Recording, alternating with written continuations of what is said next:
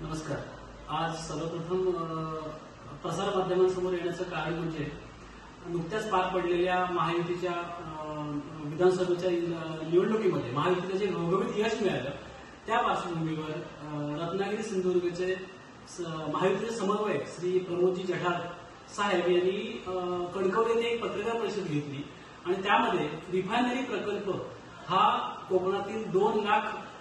रोजगार देणारा प्रकल्प असून तो नाणार परिसरामध्ये व्हावा यासाठी त्यांनी आग्रही भूमिका घेतली आणि त्याचबरोबर यापूर्वीच येथील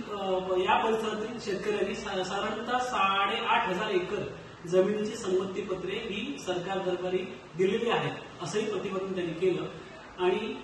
या परिसरातील शेतकरी संमतीधारकांना घेऊन आपण नूतन सरकारची भेट घेणार आहोत असंही त्यांनी त्यावेळी सांगितलं.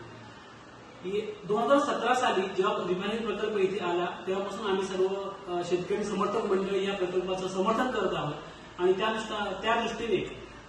जठार साहेबांनी आता जे प्रतिपादन केलंय त्याला प्रतिसाद म्हणून आम्ही आता या राजापूर तालुक्याचे नवनिर्वाचित आमदार श्री किरणजी सामंत साहेब, त्यानंतर कणकवलीचे आमदार श्री नितेश राणे साहेब, निलेश राणे साहेब आणि प्रमोदजी जठार साहेब या सर्वांच्या मार्गदर्शनाखाली आणि कोकणचे खासदार नारायणराव राणे साहेब यांच्या नेतृत्वाखाली येणाऱ्या नवीन सरकारच्या भेटीला आम्ही सर्व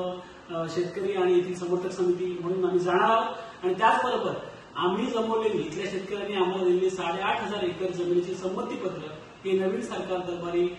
दाखल करून हा प्रकल्प नाणार परिसरामध्येच व्हावा यासाठी आमची जोरदार मागणी राहील आणि त्या दृष्टीने आम्ही आता प्रयत्न सुरू करणार.